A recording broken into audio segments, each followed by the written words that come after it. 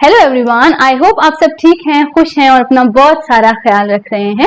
Welcome back to 365X and this is the second part of our chapter the French revolution, जो हम अपनी पिछले class में start कर चुके हैं। ओके, सो अब तक हमने क्या सीखा था फ्रेंच रेवोल्यूशन में कि किस तरह से वहां पे लुई 16 है, उनका रूल कैसा चल रहा था, कौन से लोग थे जिनके ऊपर टैक्सेस को पुट किया जाता था, कौन से लोग थे जो एकदम प्रिविलेज थे by birth. Okay, we also read about कि किस तरह से फ्रांस मोनार्की से एक कॉन्स्टिट्यूशन आ गया था फ्रांस में, उसके बाद पूरी तरीके से आते आते फ्रांस रिपब्लिक बन गया था और जो किंग एंड क्वीन थे फ्रांस के, उनको हटा दिया लोगों ने, उनको क्या कर दिया, खत्म कर दिया। एंड वी ऑल्सो रेड कि जो थर्ड स्टेट के लोग थे उन्होंने कुछ क्लब्स को बनाना स्टार्ट कर दिया था। वो कौन से क्लब थे? उनमें सबसे फेमस क्लब था जैकोबिन क्लब, और उन क्लब का एक इंपॉर्टेंट यानी मेन जो लीडर था दैट वाज रॉब्सपियर। ओके, तो अब उन्हीं से रिलेटेड कुछ है दिस रेन ऑफ टेरर का topic and then we'll start. Okay, so let's begin with this topic, the reign of terror. जो पीरियड था 1793 टू 1794, इसको रेन ऑफ टेरर कहा जाता है। अच्छा, इस पीरियड का नाम याद रखेंगे, क्यों वो पढ़ेंगे क्यों, और रेन ऑफ टेरर इतना खतरनाक सा नाम इसका क्यों है वो भी हम देखते हैं। ठीक है, रॉब्सपियर जो है उन्होंने कई सारी सेवियर कंट्रोल पॉलिसीज वो की थी। अच्छा, आप रॉब्सपियर राजा तो बन गए थे, ठीक है, राजा नहीं मतलब बेसिकली लीड कर रहे थे कहीं ना कहीं वो, ठीक है। उसके बाद लेकिन जो उनकी पॉलिसीज थी दे वर वेरी स्ट्रिक्ट, और दे वर उनकी पनिशमेंट थी ना वो बहुत सीवियर पनिशमेंट थी, कोई हल्की फुल्की पनिशमेंट नहीं थी।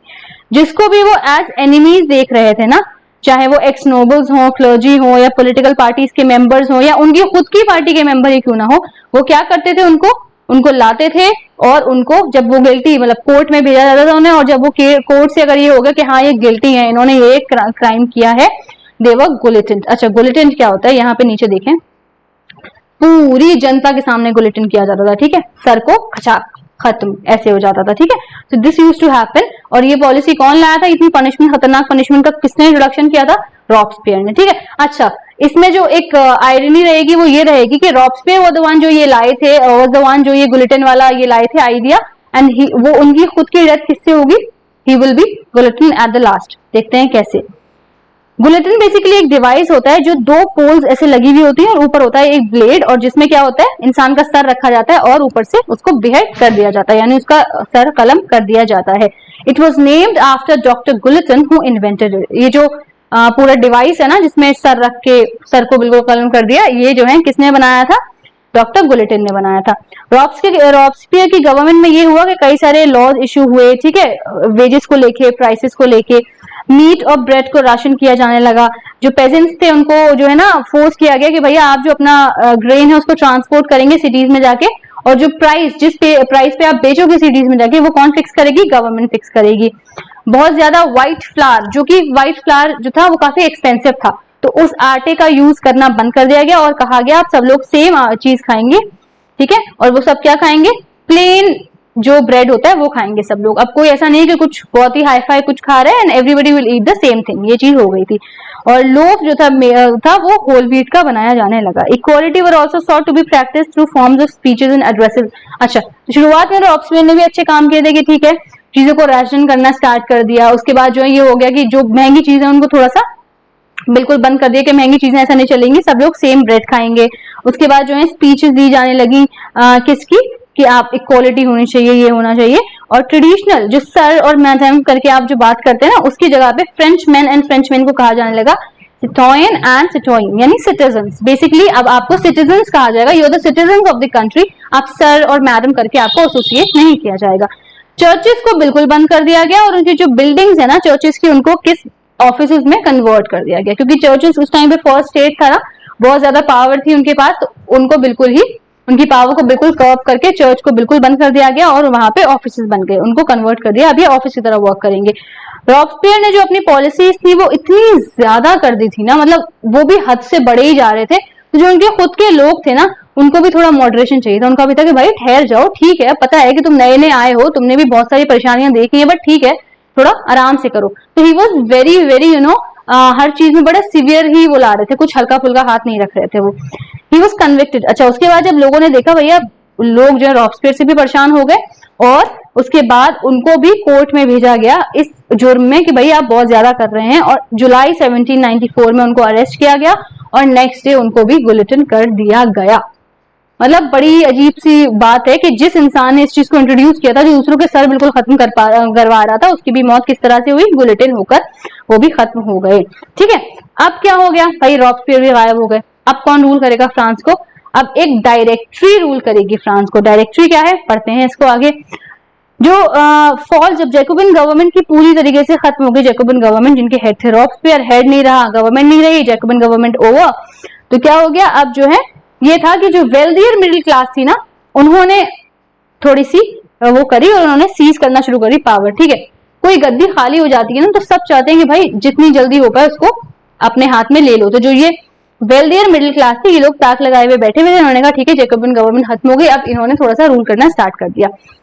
एक नया कॉन्स्टिट्यूशन इंट्रोड्यूस किया गया। ठीक है, और उसमें क्या था कि लेजिस्लेटिव काउंसिल्स बनाई गई और उसके बाद एक डायरेक्टरी अपॉइंट की गई और उस डायरेक्टरी में कितने मेंबर्स थे, 5 मेंबर्स थे। ठीक है, अच्छा, डायरेक्टरी में आपस में भी थोड़े क्लैशेस हो जाते थे, लेजिस्लेटिव काउंसिल्स में इस समय हो जाते थे क्लैशेस, लेकिन उनको सारे क्लैशेस को खत्म कर दिया जाता था और डिसमिस कर दिया जाता था। ठीक है, उसके बाद इस ही डायरेक्टरी का जो 5 लोगों की डायरेक्टरी है, इन्हीं के एक कौन थे, इन्हीं के एक वो थे मेंबर थे नेपोलियन बोनापार्ट। ठीक है, नेपोलियन जो अब आगे हम देखेंगे कि वो किस तरह से बन गए थे रूलर।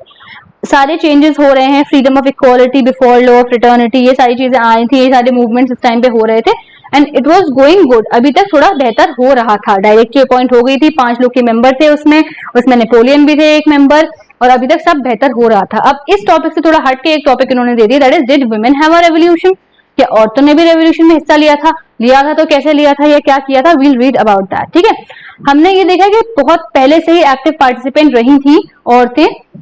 कब से रही थी वो याद है, जब ऑस्ट्रिया प्रूशिया के जब लड़ाई हो रही थी ऑस्ट्रिया प्रूशिया के अगेंस्ट, फ्रांस के आदमी गए थे सब लड़ने के लिए, तो घर में ख्याल कौन रख रहा था या अर्न कौन कर रहा था घर के लिए?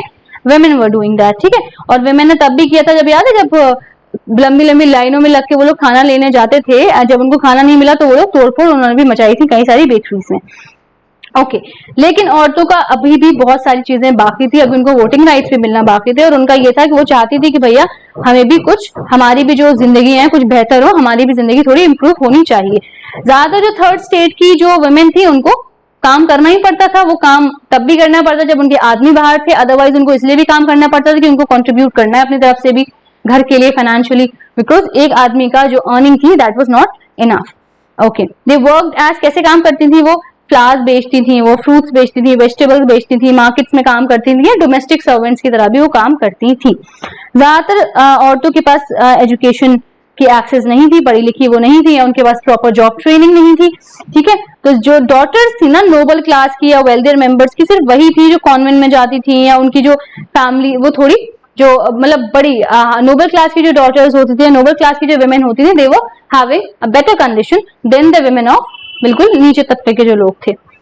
ओके, वर्किंग वुमेन, उनको भी ख्याल रखना पड़ता, अपनी फैमिली का भी ख्याल रखना होता था। अगर आप काम कर रहे हो तो अपनी फैमिली का भी ख्याल रखना है, खाना लाना है उनके लिए, पानी लाना है उनके लिए, जो लाइनें लगा रहे हो ब्रेड के लिए वो भी आप ही को लगानी है। ठीक है, बच्चों को भी देखना है, तो ये सारे काम औरतें करती थी, और उनकी जो वेजेस थी ना वो हमेशा से आदमियों से कम रही थी। काम चाहे वो इक्वल भी कर रही हो, बट उनको जो पैसा दिया जाता था वो हमेशा आदमियों से कम दिया जाता था।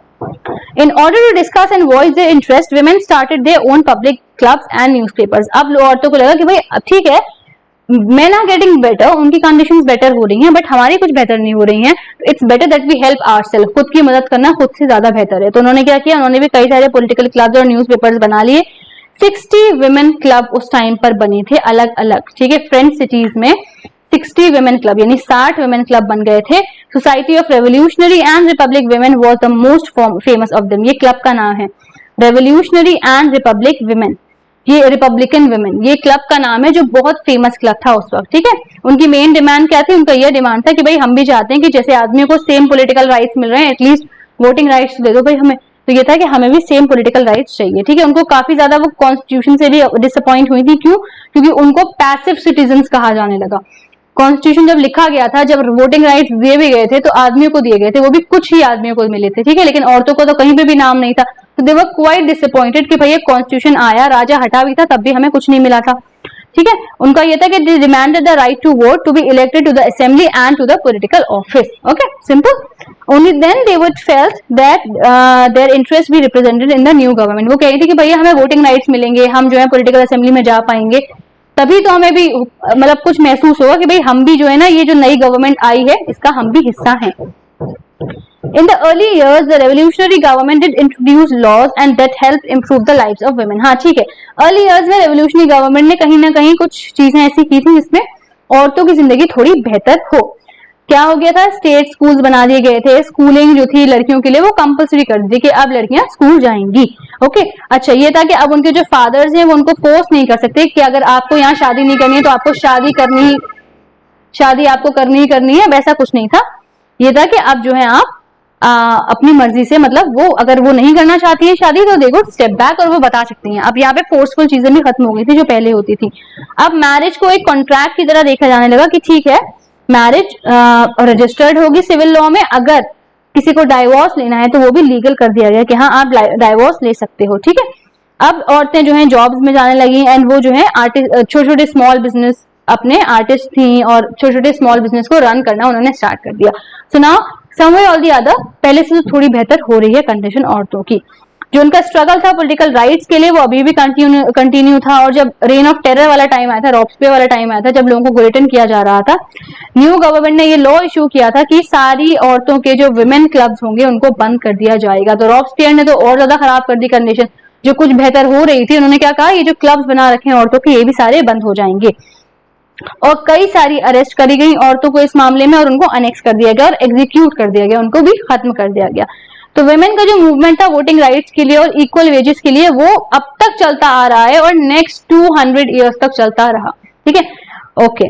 They fight for the vote was carried through an international suffrage movement during the late 19th and early 20th century.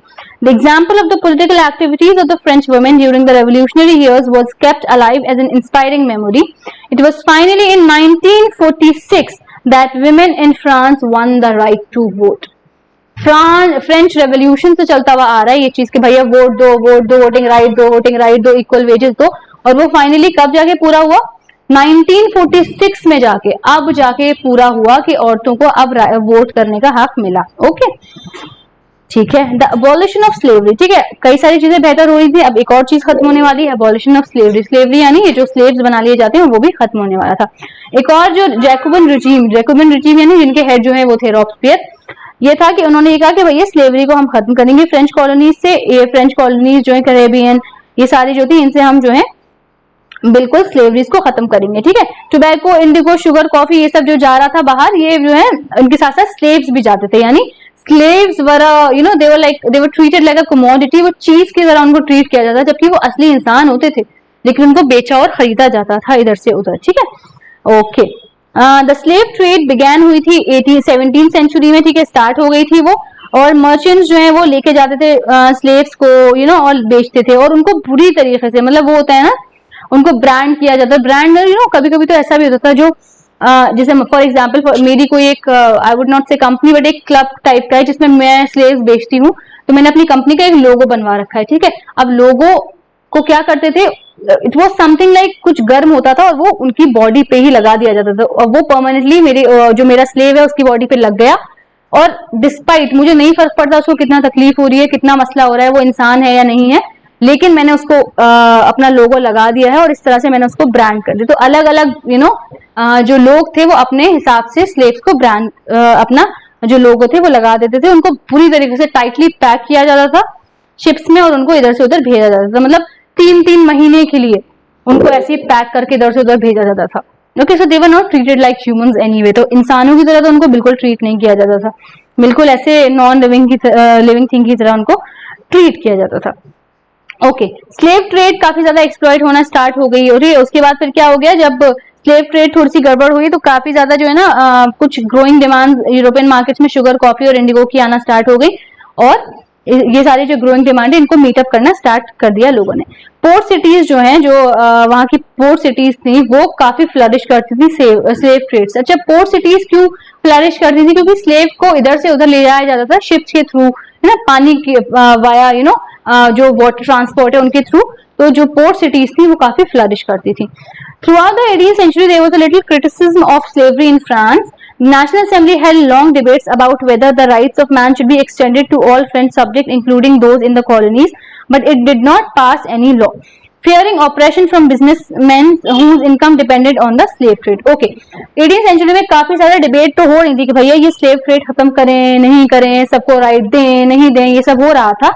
लेकिन एक जो तबका था, यानी कि जो बिजनेसमैन थे, जो बिजनेस करते थे इन स्लेव्स का, उनके डर से कोई लॉ ही पास नहीं हो पा रहा था कि भैया ये तो थोड़े से इंपॉर्टेंट लोग हैं ना, they are quite influential people, और ये ऐसे लोग हैं जो पैसे वाले भी हैं, ठीक है, तो उनके डर से कोई भी लॉ पास नहीं हो पा रहा था कि हम ये स्लेव ट्रेड को बैन करें या नहीं करें। लेकिन फाइनली 1794 में क्या हुआ, सारे स्लेव्स, चाहे वो इस टाइम फ्रांस में हैं या फ्रांस से बाहर हैं, सब हो गए फ्री। कन्वेंशन ने लॉ पास कर दिया और ये हो गया कि जितने भी ट्रेड हैं, जितने भी स्लेव्स हैं, वो हो गए सारे फ्री। ओके, तो यहाँ समझ आ गया कि भैया स्लेव ट्रेड भी अब खत्म हो गई, स्लेवरी जो है पूरी तरह से अब अबॉलिश हो गई। ठीक है, ओके। उसके बाद लेकिन हाँ क्या हुआ था, उसके बाद जब हमारे जो डायरेक्टरी बनी थी, याद है ना, डायरेक्टरी बनी थी, 5 मेंबर्स थे उसमें एक मेंबर कौन था, नेपोलियन था। उसके बाद जब नेपोलियन दोबारा आए, उन्होंने दोबारा री इंट्रोड्यूस कर दी थी स्लेवरी। ओके, प्लांटेशन वो ओनर्स को समझ आ गया था कि भैया उनकी जो फ्रीडम है वो तभी होगी जब राइट टू एनस्लेव अफ्रीका, कहा गया, प्लांटेशन ओनर्स जो थे उनको समझ आ गया, they understood their freedom as including the right to enslave Africans. Okay, negroes क्या होते हैं, in pursue of their economic interest slavery was finally abolished in French colonies in 1848।